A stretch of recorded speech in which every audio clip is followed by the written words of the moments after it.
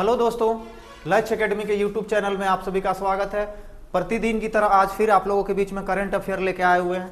ये current affair किस किस एग्जाम में आपका काम आएगा, चलिए देख लेते हैं। ये करंट अफेयर है, ठीक है, किस बैंकिंग वालों लोग के लिए काम आएगा। किसके लिए आएगा? बैंकिंग वालों लोग के लिए, ठीक है। साथ ही साथ किसके लिए आएगा काम? रेलवे वालों लोग के लिए, एसएससी एग्जाम्स के लिए और जेएसएससी के साथ साथ ऑल अदर कॉम्पिटिटिव एग्जाम्स में भी काम आएगा, ठीक है। चलिए स्टार्ट करते हैं आज का करंट अफेयर पहला, ठीक है। आज का पहला करंट अफेयर है केंद्रीय मंत्री कौन? केंद्र मंत्री जॉर्ज कुरियन ने कोची में पहली डिजिटल राष्ट्रीय समुद्री मत्स्य पालन की जनगणना 2025 शुरू की। क्या किया गया? केंद्रीय मंत्री आपका जॉर्ज कुरियन के द्वारा अब मछलियों की जनगणना होगी। कौन सी मछलियों? समुद्री मछलियों का, ठीक है। जो समुद्री मछलियां होता है, जो पालन करते हैं, उनका किस तरीके से जनगणना होगा। तो किसके द्वारा होगा जनगणना के लिए? केंद्र मंत्री ने व्यास भारत एक ऐप है, क्या है? व्यास भारत एक मोबाइल एप्लीकेशन है, ठीक है, मोबाइल ऐप है। क्या है? व्यास भारत और व्यास सूत्र नामक दो ऐप का लॉन्च किया गया है, ठीक है। तो आप लोग के लिए ये इंपॉर्टेंट है कि जॉर्ज कुरियन यानी कि जो मंत्री हैं, केंद्रीय मंत्री, उनके द्वारा कौन कौन से दो ऐप लॉन्च किए गए हैं। तो पहला ऐप है व्यास भारत। क्या नाम है उस मोबाइल एप्लीकेशन का? व्यास भारत। दूसरा का नाम है व्यास सूत्र, ठीक है। साथ ही साथ क्या है, केंद्रीय मंत्री जॉर्ज कुरियन ने मत्स्य कर्मियों, जो मछली पालन में जो काम करते हैं, उन सब के लिए क्या किए हैं? राष्ट्रीय मत्स्य डिजिटल प्लेटफॉर्म, ठीक है। क्या स्टार्ट किए हैं? राष्ट्रीय मत्स्य डिजिटल प्लेटफॉर्म पर पंजीकरण कराने का आह्वान किया। क्या किया? पंजीकरण करवाने का आह्वान किया। क्या होगा इसमें कि जितने लोग हैं मत्स्य कर्मी के रूप में काम करते हैं, यानी कि मत्स्य विभाग में काम करते हैं, उन लोगों के लिए क्या किया गया? एक डिजिटल प्लेटफॉर्म लॉन्च किया गया है। उस डिजिटल प्लेटफॉर्म में क्या करना है कि आपको सारे लोग को उसमें रजिस्ट्रेशन करवाना है कि आप इससे क्या होगा कि कितने मत्स्य कर्मी कार्य कर रहे हैं, उनके बारे में बताया गया है। जो प्रधानमंत्री मत्स्य किसान समृद्धि सह योजना PMMKSS के तहत लाभ प्राप्त करने के लिए अनिवार्य है। यानी कि क्या होगा इसमें कि जो लोग मत्स्य विभाग में जो कर्मी काम करते हैं, उनको इसलिए पंजीयन करवाना जरूरी है कि उससे क्या होगा कि प्रधानमंत्री मत्स्य किसान समृद्धि सह योजना का लाभ मिलेगा, ठीक है। तो आप लोग को इसमें कितने पॉइंट हम लोग के बन जा रहे हैं, कितने क्वेश्चन बनेंगे?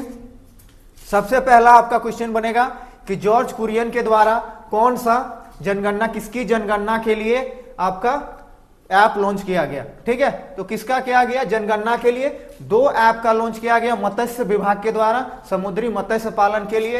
एक है आपका व्यास भारत और दूसरा है व्यास सूत्र, ठीक है। तो याद रखना है आप लोग को कि व्यास सूत्र और व्यास भारत आपका दो मोबाइल एप्लीकेशन लॉन्च किया गया, ठीक है। साथ ही साथ जॉर्ज कुरियन ने क्या बताया कि आपका मत्स्य विभाग में जितने लोग कर्मी हैं, कार्यरत हैं, उन लोगों को क्या करना है कि उन लोगों को पंजीयन करवाना है, अपना रजिस्ट्रेशन करवाना है। किस लिए? PMMKSS आपका हमेशा एग्जाम में पूछा भी जा सकता है, PM full form of PMMKSSY के बारे में, ठीक है। तो क्या होगा हमारा? प्रधानमंत्री मत्स्य किसान समृद्धि सह योजना, ठीक है। चलिए आगे हम लोग बढ़ते हैं। अब क्या हो गया कि आपका 8वीं अंतरराष्ट्रीय सौर गठबंधन, ठीक है। अंतरराष्ट्रीय सौर गठबंधन क्या है? इसका अध्यक्षता किसके द्वारा किया गया? नई दिल्ली में किया गया, ठीक है। कहां किया गया? सभा का आयोजन नई दिल्ली में किया गया। और आप याद रखिएगा ISS का अध्यक्ष भी है अभी भारत, ठीक है। IS का अध्यक्ष भी कौन है? भारत। भारत की अध्यक्षता में ISS चल रहा है, ठीक है। ISS का फुल फॉर्म पूछा जाएगा। तो क्या होगा ISA का? इंटरनेशनल सोलर अलायंस,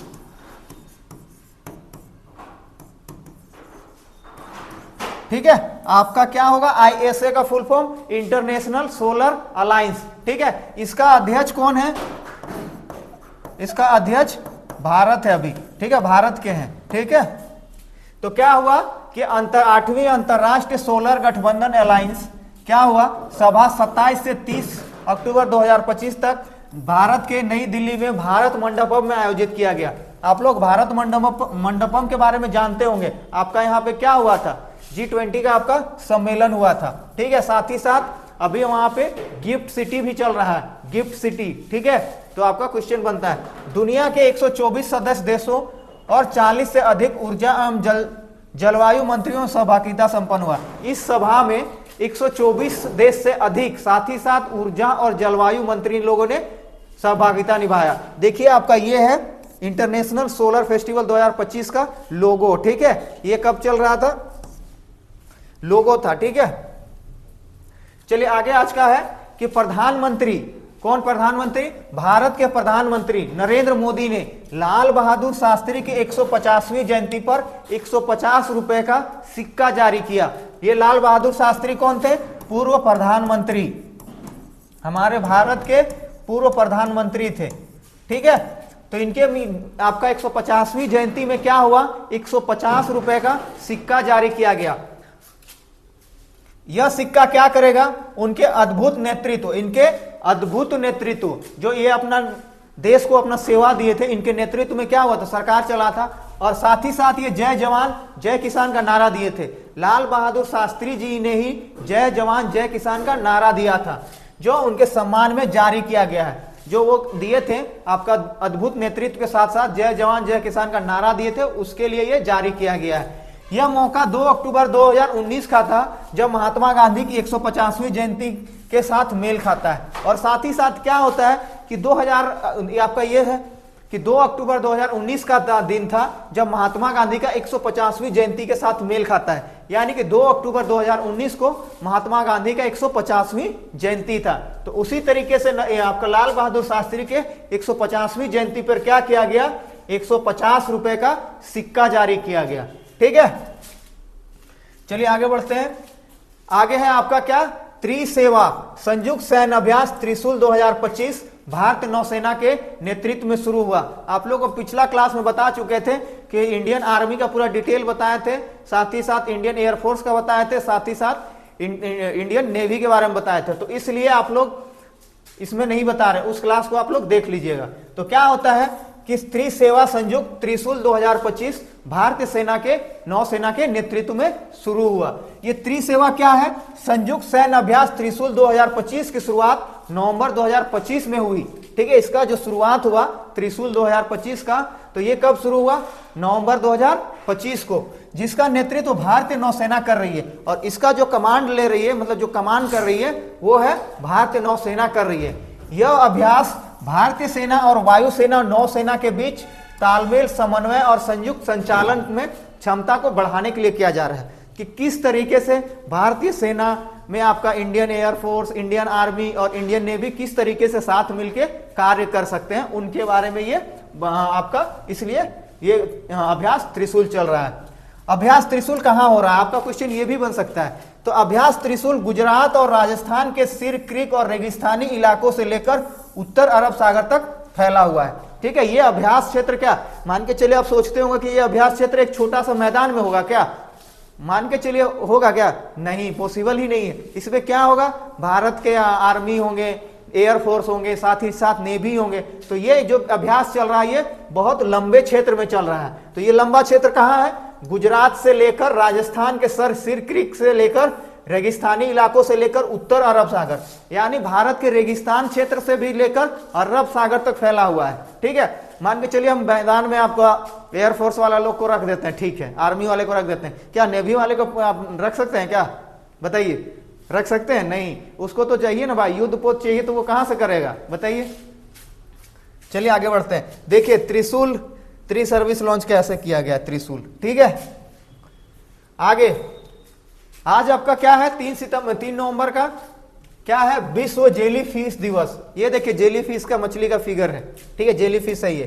तो क्या है, विश्व जेली फिश दिवस कब मनाया जाता है, हर साल 3 नवंबर को मनाया जाता है। याद रखिएगा, आपका इंपॉर्टेंट क्वेश्चन ये बनता है कि विश्व जेली फिश दिवस कब मनाया जाता है। तो विश्व जेली फिश दिवस हमारा हर साल 3 नवंबर को मनाया जाता है, ठीक है।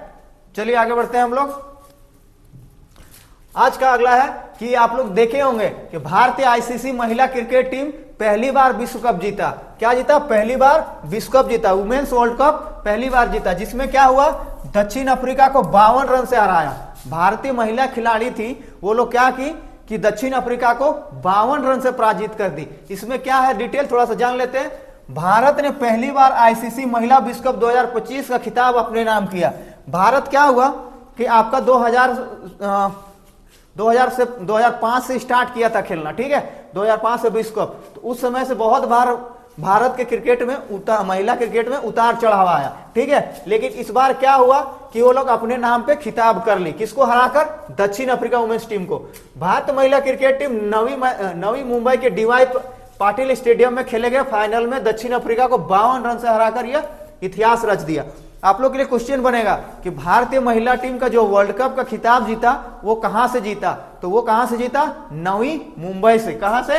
नवी मुंबई। आपका क्वेश्चन बन सकता है कि डीवाई पाटिल स्टेडियम कहां है? तो डीवाई पाटिल स्टेडियम हमारा है नवी मुंबई में। आगे क्या है कि भारतीय टीम ने 7 विकेट खोकर 298 रन बनाए। भारत की टीम ने पहले बैटिंग करते हुए कितना रन बनाया? 7 विकेट खोकर 298 रन बनाया, जिसमें शेफाली वर्मा ने 87 रन की अहम पारी खेली। शेफाली वर्मा क्या थी? आपका भारतीय टीम का ओपनर बैट्समैन है,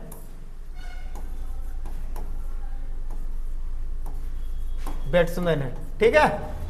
और दक्षिण अफ्रीका की टीम मात्र 45.3 ओवर में 246 रन ही बना सकी। और साथ ही साथ क्या हुआ? 45 ओवर और 3 गेंद में 246 रन में पूरा टीम ऑल आउट हो गया और भारत इस तरीके से वर्ल्ड कप अपने कब्जे में ले लिया। आगे हम लोग का है परमाणु पनडुब्बी खबरोस्क पूरी तरीके से पोसाइडन ट्रोन से लेस है। और ये क्या है? परमाणु पनडुब्बी। ये कहां का है? रूस ने अपनी नवीनतम परमाणु पनडुब्बी खबरोवस्क का हाल में ही सेवमास में शिपयार्ड जो सेवरो डिविंस जल अवतरण किया। यह पनडुब्बी खास तौर पर पोसाइडन परमाणु ड्रोन से लेस है। ये क्या है? पोसाइडन परमाणु से लेस है, ठीक है, ड्रोन से, जिसे डूम्सडे मिसाइल और साथ साथ कयामत का मिसाइल भी कहा जाता है। तो आपका क्वेश्चन क्या बनेगा कि कयामत का मिसाइल किसे कहा जाता है? तो किसे कहा जाता है आप लोग देख लीजिए, किसको कहा जाता है? खबरोस्क को, ठीक है। और ये क्या है? न्यूक्लियर अंडर ड्रोन है। साथ ही साथ ये न्यूक्लियर पावर्ड है, इसमें न्यूक्लियर पावर्ड अंडर ड्रोन है जो क्या करेगा? लगभग 186 किलोमीटर प्रति घंटा से समुद्र की गहराई में जा सकता है और साथ साथ इंटरकॉन्टिनेंटल दूरी तय कर सकता है, ठीक है। तो आप लोग याद रखिएगा कि क्या है? कयामत का मिसाइल किसे कहा जाता है? तो क्या होगा? खबरोस्क को। आगे बढ़ते हैं। हरियाणा सरकार, ठीक है, हरियाणा सरकार के सीएम कौन है? नायाब सिंह सैनी ने लाडो लक्ष्मी योजना के तहत 96% महिलाओं लाभ से वंचित हो गए। क्या हो गया कि आपका जैसे झारखंड में अभी मैया समान में क्या हो रहा है? सब लोग को हटाया जा रहा है, जिसका बहुत लोग को हटा दिया गया। उसी तरीके से हरियाणा सरकार ने क्या लाया था? लाडो लक्ष्मी योजना, ठीक है। क्या लाया था? लाडो लक्ष्मी योजना, जिसमें से क्या हो गया? बहुत सारा नियम कानून लगा के कितना 96% महिलाओं को लाभ से वंचित कर दिया। अब 96% महिलाओं को लाभ मिलेगा ही नहीं, ठीक है। तो चलिए जान लीजिए, हरियाणा के मुख्यमंत्री नायाब सिंह सैनी, राजधानी है चंडीगढ़। आगे देखिए, डीआरडीओ के नए प्रयोगशाला निदेशक की नियुक्ति। डीआरडीओ के नए प्रयोगशाला का उद्घाटन हुआ। तो आपका क्वेश्चन, सबसे पहला क्वेश्चन बनेगा फुल फॉर्म ऑफ डीआरडीओ। तो फुल फॉर्म क्या होगा? Defence research and development organisation. DRDO का फुल फॉर्म क्या होता है? Defence research and development organisation. क्या किया? डीआरडीओ ने नए प्रयोगशाला निदेशक के रूप में 2 प्रमुख नियुक्तियां हाल में की। किसको की?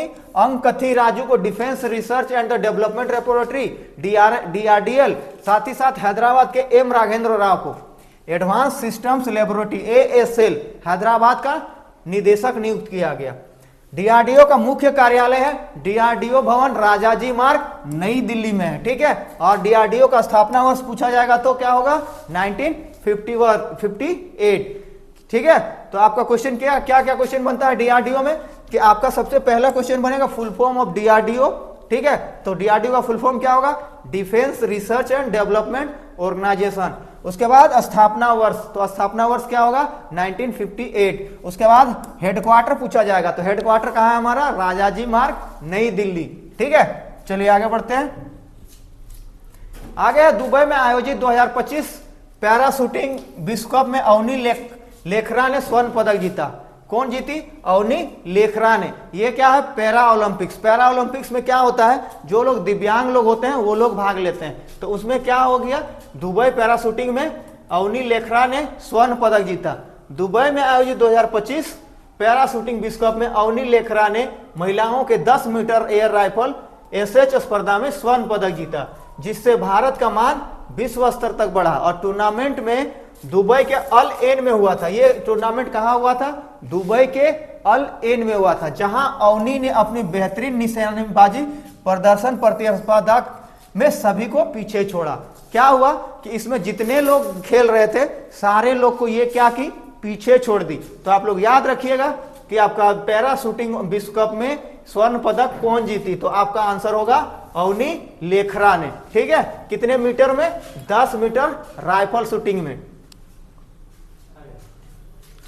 चलिए दोस्तों, आज का करंट अफेयर का क्लास यहीं पे खत्म करते हैं। ठीक है, अगर आप चैनल में नए हैं तो अपने चैनल को सब्सक्राइब कीजिए और बेल आइकन बटन को ऑन कर दीजिए, और साथ ही साथ अपने दोस्तों में शेयर कीजिए, ताकि आपके सारे एग्जाम में आप लोग का काम आ सके। ठीक है, जो आप लोग को बताएं। इसी तरीके से आपका करंट अफेयर का क्लास प्रत्येक दिन आता रहेगा। चलिए दोस्तों, धन्यवाद आप सभी का हमारे चैनल में विजिट करने के लिए। थैंक यू दोस्तों।